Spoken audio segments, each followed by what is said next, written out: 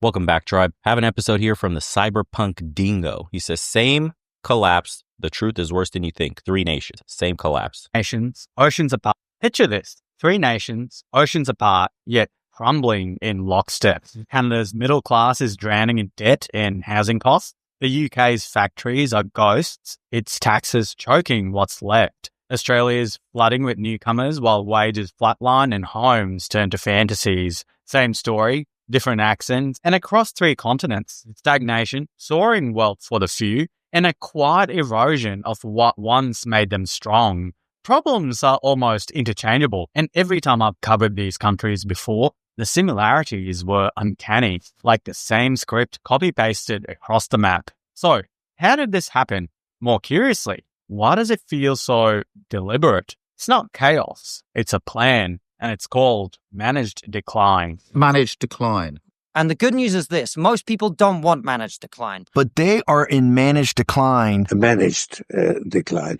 Curiously, this has happened before. Let's rewind back to Rome, as you do. If you squint, the parallels are almost unnerving. Rome didn't collapse overnight. It rotted from within, century by century. By the 2nd century AD, Rome's economy was addicted to expansion, conquer, plunder, repeat. But when the conquest slowed, so did the spoils. To keep the elite rich, they turned inward. Massive estates called latifundia devoured the countryside, worked by endless streams of imported slave labor from Gaul, Britannia, and beyond. Meanwhile, small Roman farmers, the backbone of the Republic, were crushed, pushed off their land, drowned in debt, replaced by cheap foreign hands. By the time of Tiberius and Gaius in the late 2nd century BC, the problem was so severe they tried land reforms to redistribute property back to ordinary Romans. It didn't end well.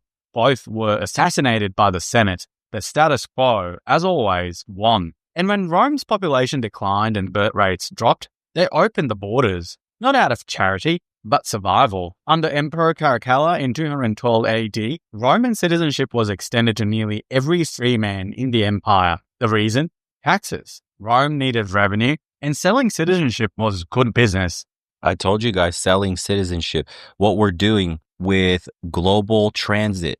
We can travel everywhere now. Transportation, they couldn't even fathom that you can go from country to country in mere hours. And now people are doing these mass migrations with boats, with planes, and not leaving when they're supposed to or throwing their paperwork out into the water. They owe you no allegiance. They don't care about these countries. They're coming to leech.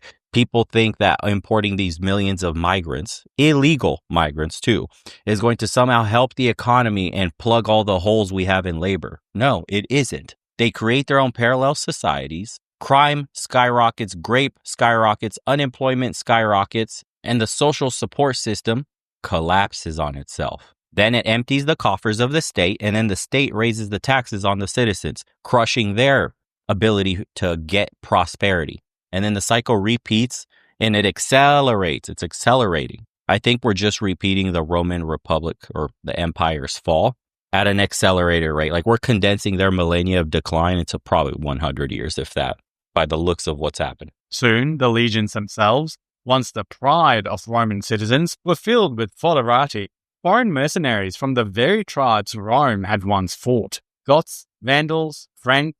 By the 5th century, generals like Flavius Stilicho, himself of barbarian descent, were running the show. And in 410 AD, when the Visigoths sacked Rome, many of them were former allies who had been on the imperial payroll just years earlier. There's this quote from historian Peter Heather describing late Rome. The affluent lived in slums and survived on handouts, while semi-Romanized Goths defended the frontiers. Vast estates swallowed up the countryside, plebeian farmers were buried in debt, and all the while, the empire collapsed under the weight of its own size. Sound familiar? The concept of managed decline has quietly migrated from the ruins of... In America, that reminds me of that Indian congressman that's trying to impeach Trump.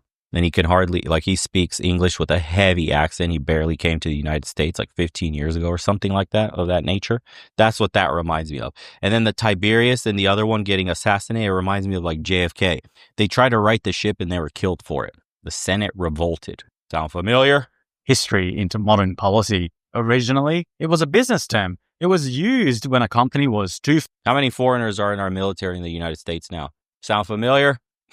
far gone to save. So management focused on slowing down the collapse, salvaging what they could, and keeping appearances up on the way down. But it didn't stay in the boardroom for long. By the early 1980s, it entered government strategy. When Liverpool erupted into riots after years of economic decay, Margaret Thatcher's closest advisors floated the idea of abandoning the city to manage decline. Let the industry rot, let the people move, contain the damage, don't waste time on revival. Thatcher ultimately rejected the idea, but the phrase stuck around because quietly it solves a very inconvenient problem. When the effort required to fix something becomes greater than the political will, managed decline offers an easy way out. Stop trying to save it. Traitors. Just control the collapse. And what began as a tactic for fading cities or dying companies is now happening on a national scale. Canada, the UK, Australia. These are no longer systems anyone in charge seems particularly interested in fixing. Debts climb, industries die, borders stay open. The middle class is squeezed until it vanishes. And instead of turning the ship around, governments are focused on slowing the sinking because that's all managed decline really is. A decision not to save you, a decision to make collapse look orderly. And if you're enjoying this video so far, an actually great decision you could make, Canada. In the last decade, business investment per worker has fallen by 20%, while productivity has barely budged. Since 2015, Canada's GDP per capita growth has averaged just 0.9% per year. By 2022, it wasn't just lagging, it was dead last among OECD countries. And the response? Rather than fix the underlying rot, Canada has become addicted to importing growth. In 2023 alone, the population surged by over 1.2 million people, the fastest pace since 1957. But nearly all that growth has gone into inflating housing demand and pushing up GDP on paper.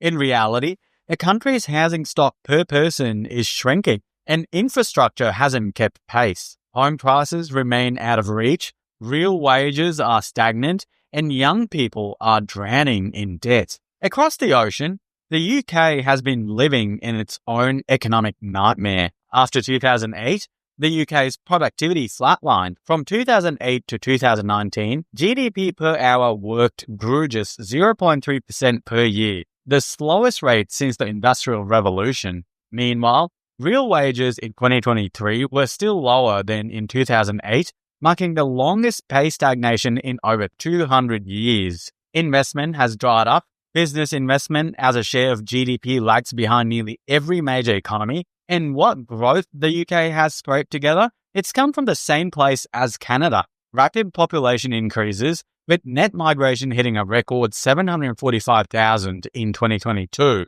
But public services, housing, and infrastructure have been left behind. The NHS is on life support. Housing is scarce and wildly expensive, and the tax burden has reached its highest level since the 1940s. And then there's Australia. Between 2000 and 2020, GDP per capita growth slowed to just 1.1% per year, down from 2.3% in the decades prior. Productivity growth has nearly stalled. And while Australia posts flashy GDP numbers, much of it is built on mining exports and record migration, not genuine economic dynamism. In 2023, Australia's population grew by 660,000 people, the highest number ever recorded.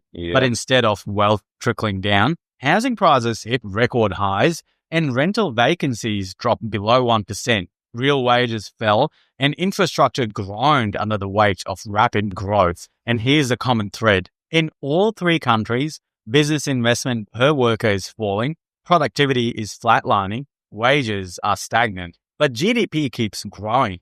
Why is that? Because the population keeps growing. Managed decline is less about falling off a cliff and more about quietly swapping out real, sustainable wealth creation for paper growth. Build less, import more, inflate the numbers. So how did three wealthy, stable nations all end up circling the same drain? It wasn't bad luck or random mismanagement. There's a pattern, and it starts with a shift in priorities. In the late 20th century, Canada, the UK, and Australia made a quiet trade-off. They abandoned a long-term nation building for short-term gains. Instead of investing in industry, infrastructure, or national self-reliance, they handed the reins to finance, real estate, and migration as the primary engines of growth. Why build factories when you can just sell houses to each other at inflated prices? Why invest in homegrown talent when you can import cheaper labor? Why prioritize national prosperity when global capital offers bigger profits elsewhere? We like to say people kind, not necessarily mankind. Look at Australia. Its government actively shaped the economy around property speculation with tax breaks like negative gearing. Oh, hell no. $2.48 million median price for this crack house. This is a crack house. I don't even think crackheads would go in there to do crack. That would spook even them. They got higher standards. And that's 2.48 million. Holy shit. Wow. Managed decline my ass, dude. And capital gains discounts designed to pump the housing market, even if it priced locals out. In Canada, government-backed mass immigration policies were sold as economic boosters, but behind the scene, they were helping prop up GDP growth and housing demand. Everybody knows the economy's fake. The jobs are fake. Wall Street posting record profits while Main Street is barely hanging on by a thread. Everybody will tell you, life's too expensive, we can't afford anything, but they keep telling us GDP's growing. We're making record profits. Nobody, the average man isn't seeing that. These same issues are going on in the United States. We're voting to raise the debt ceiling in the United States. We're kicking the can down the road. Big, beautiful bill. Okay, we voted for a fiscally conservative government. How the fuck are we going to tack on $5 to $6 trillion over the next 5 years with this bill? This is insane, dude. It's insane. We don't have real leaders. I told you guys, I mentioned this in videos, I don't know how many months ago, maybe a year ago. We don't have real leaders in the West. We just have these managers and they're terrible at their job. And managed decline is a perfect word for it. We don't have anybody with the balls, truly the balls, to really radically shake the system in each of these countries. Not one. Why? Because you have to do things that are truly unpopular. You have to legitimately mass deport and their kids, the people that have come into these countries, infinity. First of all, let's just talk infinitely in the past. If you're an illegal migrant, you got to get deported, period. Don't care. Illegal, you broke the law, you're getting deported. Okay, great. Even the ones that came illegally but had kids and got granted citizenship, deported. You're going to have to get deported. Sorry, doesn't matter. Deport. Granting citizenship because they served in the army, that's crazy. People today will look at that, well, they're willing to die for the country. Yeah, it's a trade-off, but you don't want a country whose army is completely comprised of foreigners. We should take all this money and reinvest it in our own people, reinvest it in our own communities, reinvest it in our own cities. Why do we have all these homeless? Why do we have, housing? Because 20 million people, for example, came across the border in the United States. We have housing shortages. Housing prices went up. Cost of living is getting worse. There are no jobs. Real leaders who've tried to change the system like JFK, we know what happens to people like JFK, who was investing in his own country, in his own countrymen. You remember they had the Sierra Project for high schoolers where they were doing all those exercises on those monkey bars and all that other stuff. He was investing in a strong, healthy nation. He said, we need people, our young people, to be strong. Our young people are the future of this country. What do we do today? We sell out our young people by feeding them poisonous food by multinational corporations that don't give a shit about people's health.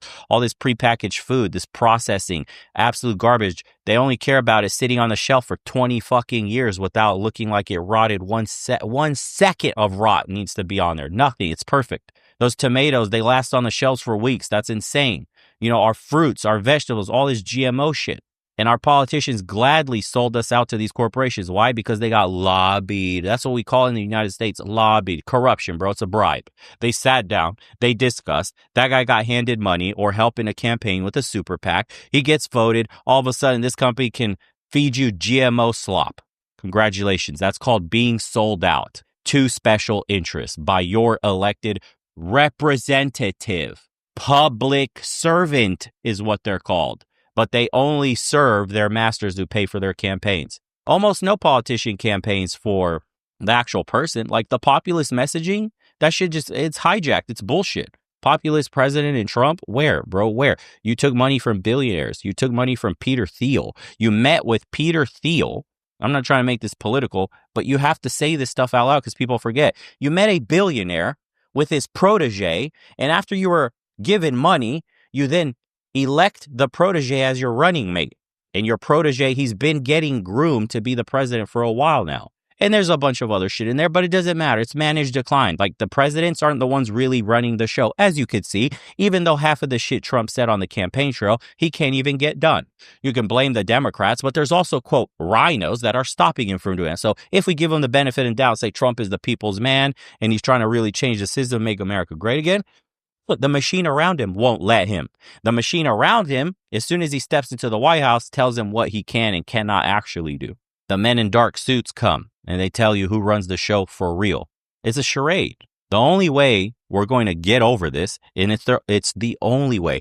You're not voting your way out of this. I can't even tell you. History tells you exactly what happened. Political changes were changed rapidly and what that entailed. What is a revolution? What is that? What happens? What did it take? Ask yourself, look up history. If you want change, it only comes in one way. Nobody ever voted their way out of tyranny.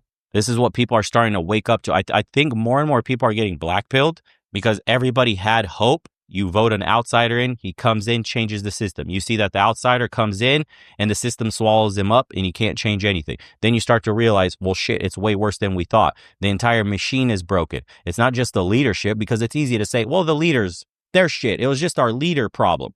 We just swap a leader. Next vote, we'll swap in a better guy. We got the guy we thought was better. Better guy comes in, not shit changed. Not a goddamn thing. Country's still in debt. Massive reforms to fix the budget never happened. We tacked on more debt. Open borders, closed them. 20 million people still came in. By next election, if they lose, might get reopened again. It's like, it's all distraction. Hey, check this out. We closed the border.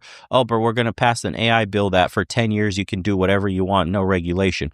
Oh, you mean like create a system, a database on all Americans, from their social media posts to their banking information, to their GPS coordinates, to anything else, so that someday in the future, a government that is not friendly to its citizenry can enforce with authoritarian measures complete and utter control. But we're distracted right now. We got the clown show charade going on here. It's all theater. We got, Trump and Elon having a spat on Twitter. Our leaders can't even disagree in private and fix the problems with some dignity.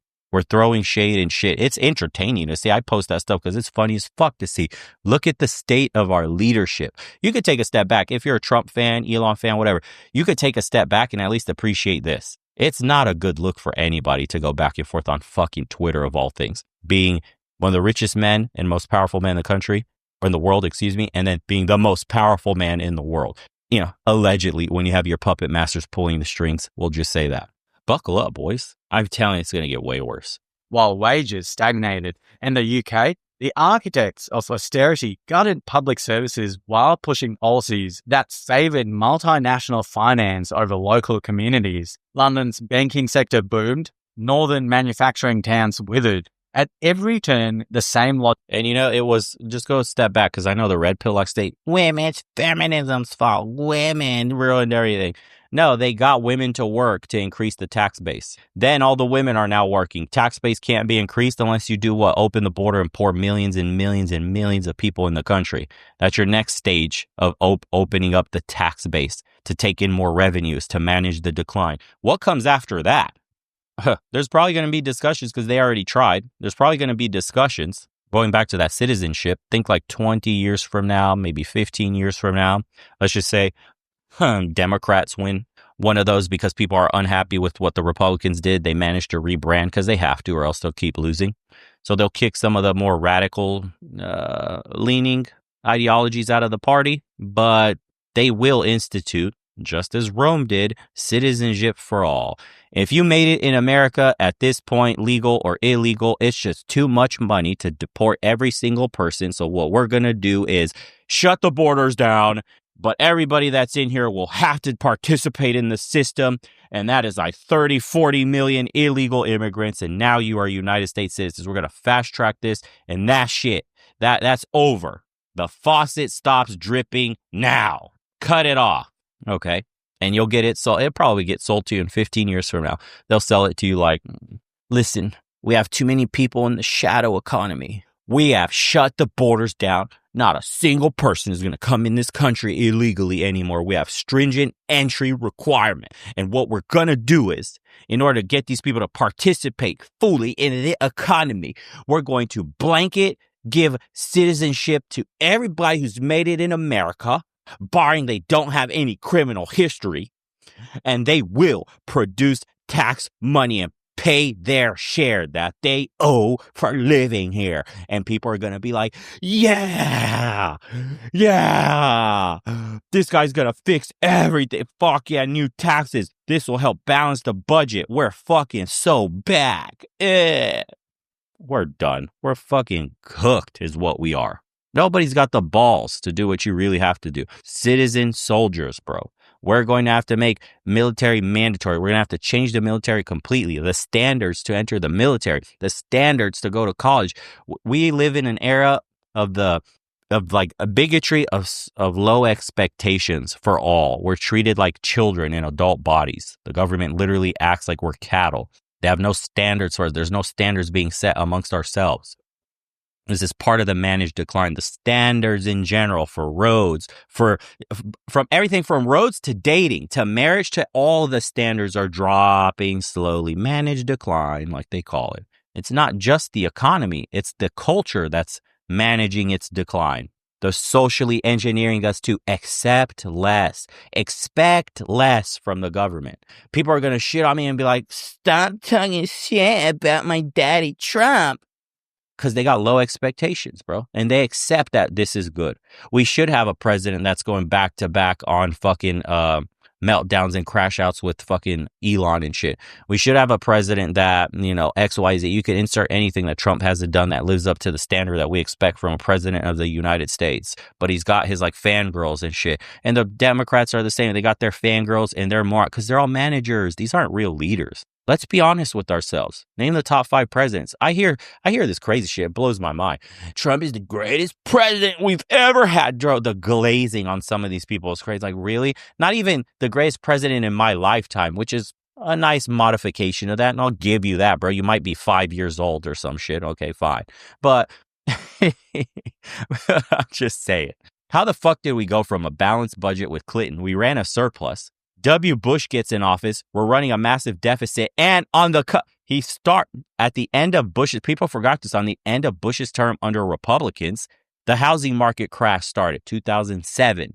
The Great Recession started under Republicans. Obama came in his first 4 years. He actually managed to, I don't even know, looking back on it, I can't remember if he managed to fix it. And our economy ended up rebounding and all that. But I don't know if we rebounded correctly, like for the average person, or that shit was just paper again. On paper, our GDP started growing. Wall Street started doing well, but the average American never recovered for 0809. So whatever. On paper, we recovered. And then we had another 4 years of Obama. They're pretty lame. Hey, he managed to get Osama killed. That was kind of tight. All right, cool story. That was cool. And then you had when Trump came in, and then Biden, and then Trump again. But we had a surplus not too long. This isn't like ancient shit, like back before we had a central bank. But these banksters came in with their economic booms and busts and these cycles. And then they took us off the fucking gold standard. Nixon ruined America. Blah, blah, blah. We had a budget surplus in the 90s, guys. We don't have to look back that far. That's the point. And I'm not like saying again, and people are going to make, so you like Clinton, huh? Mr. Blowjob in Chief?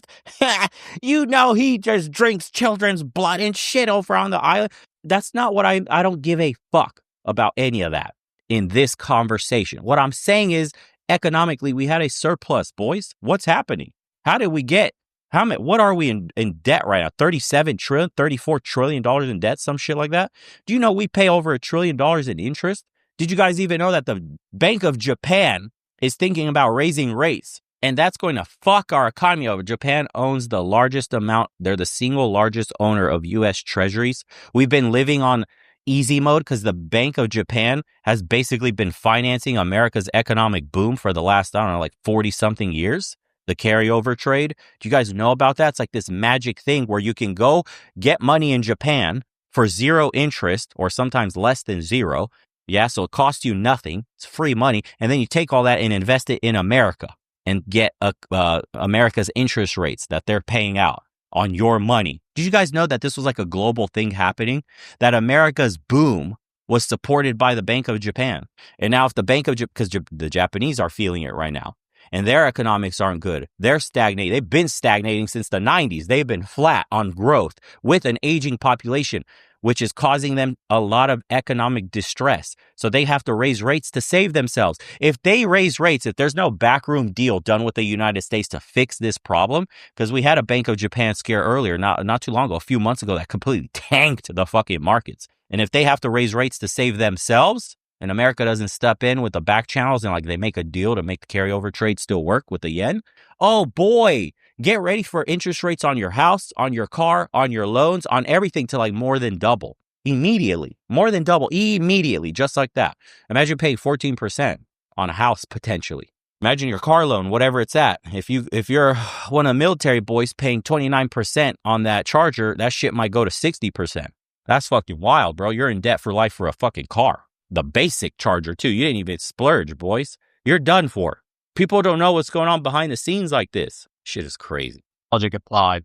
Prioritize global markets, maximize short-term profits, and if the people complain, just tell them the economy's growing. But growing for who? Because while the numbers might look good on a spreadsheet, these decisions hollowed out the foundation of prosperity, replacing real productive economies with financialized bubbles, endless population growth, and mounting inequalities. If you've ever played Mortal Kombat, you know the move. The cheap, endless combo you spam when you're getting destroyed just to stay alive. Well, for our governments, that combo is mass immigration. When your population stops having kids, when housing costs crush young families, wages stagnate, and a future feels impossible, there's only one way to keep the GDP graphs from flatlining: spam immigration. In Canada, over 1.25 million arrivals in 2023, a number that used to be unthinkable. The plan is to hit 500,000 permanent residents every year, not because the people ask for it, but because the government needs fresh bodies to fill the tax pool. In fact, under the Century Initiative, there is a plan to get that number to 100 million by 2100. Australia, an eye-watering 700,000 people added in just 12 months. Not a single major party wants to slow it down. In fact, the Prime Minister can even be seen dining with people who run ghost colleges that import fake students by the thousands. The UK, net migration sitting at 672,000 last year, despite years of public pushback. The Prime Minister there finally even admitted that it was all by design. And found the previous government were running an open borders experiment.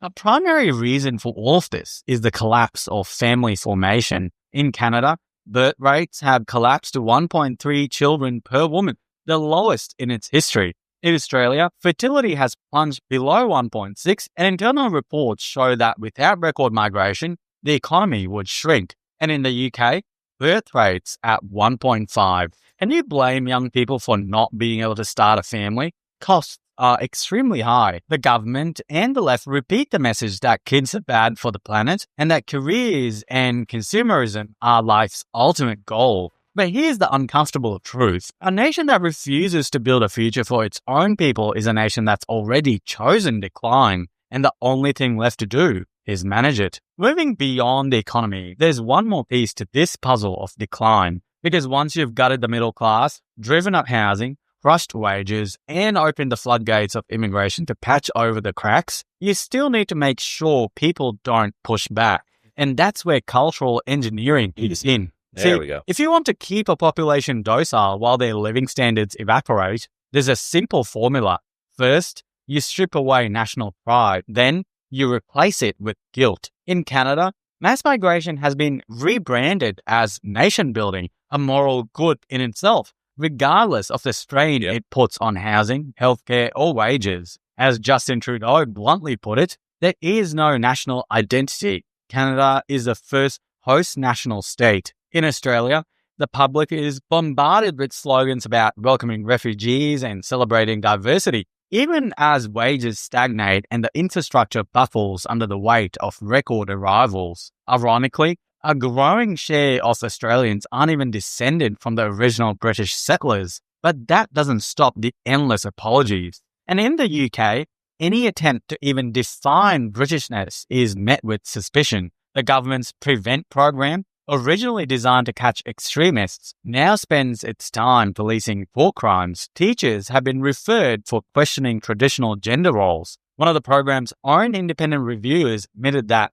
Prevent has drifted into monitoring mainstream political opinions while missing the real threats. Identity isn't the only thing that gets dissolved. It's the whole foundation of meaning. Family, framed as outdated, expensive, and environmentally irresponsible. Christianity, branded as oppressive and bigoted, while governments and institutions bend over backwards for Islam. History, reduced to nothing more than colonial guilt and shame. And if you dare push back on any of this, there's a system for that too. In Australia, there's now a literal e-safety commissioner, basically a minister for truth, tasked with policing online harms, which increasingly means opinion government doesn't like. Canada's rushing through its own online censorship laws under the guise of preventing harm, while failing infrastructure and hospitals get ignored. And in Britain, the speech police are already out in full force. Under laws against hate incidents, citizens have been arrested for things as simple as social media posts criticizing migration. This concept of managed decline does actually benefit a lot of people.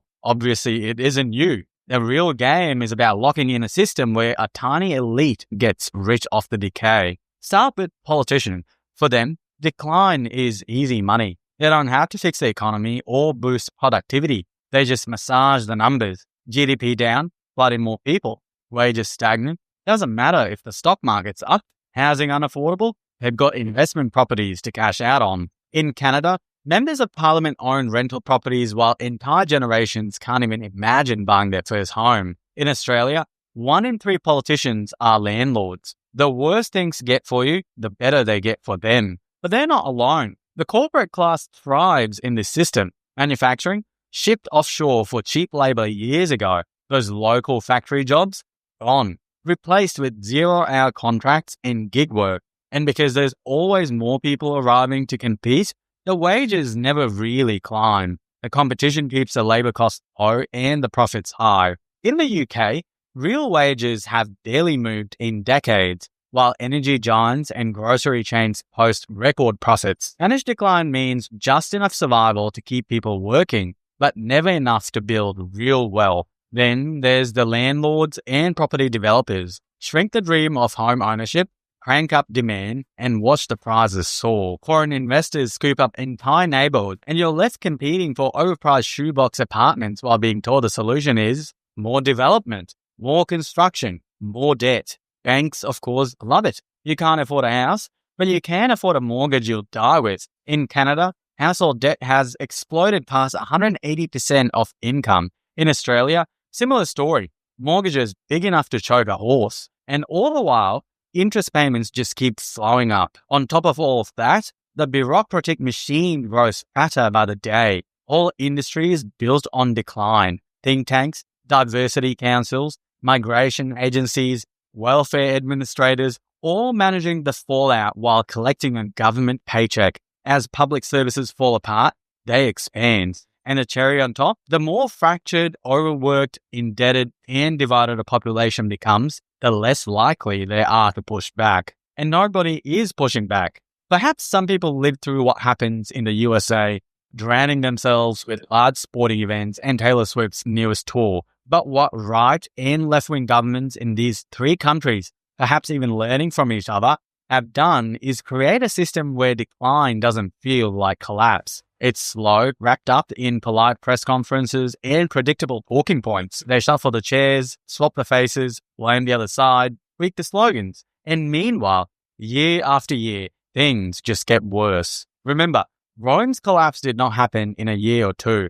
It dragged on for centuries, rotting from within while the people carried on, convinced the empire was too big, too important, too permanent to fail. They still filled their arenas. They still paid their taxes. They still told themselves the next emperor might turn it all around. And yet, behind the scenes, the machine was already broken. For the UK, Australia, and Canada, perhaps this fate isn't too far away either. The machine is already breaking. The only question left is how long we keep pretending it isn't. Hey, Beautiful way to end that. It's not just these three countries, it's the entire Western world. This one says Australia should be one of the richest countries on earth just because of the rare earth and mineral resources. Nobody should be struggling. But no, we sell it out to private companies for a nickel and then they charge you $1 to buy it back. We lease ports for 99 years to China for next to nothing and then freak out if a couple of war cruisers ship about in international waters. Honestly, stop voting for the same people. Try something new. Can't get any worse. And stop watching all the garbage on TV. You're almost there, bro. You said stop voting for the same people. No. Stop voting and the other stuff. George Orwell. If you want a picture of the future, imagine a boot stamping on a human face forever. Good luck out there, boys. Save those pennies or invest in gold or other assets that do well while we're doing our, quote, managed decline. Safe haven assets. The paper currency we have is losing value by the day, and hopefully you manage to escape the worst of it. Take care of yourselves. We'll see you on the next one.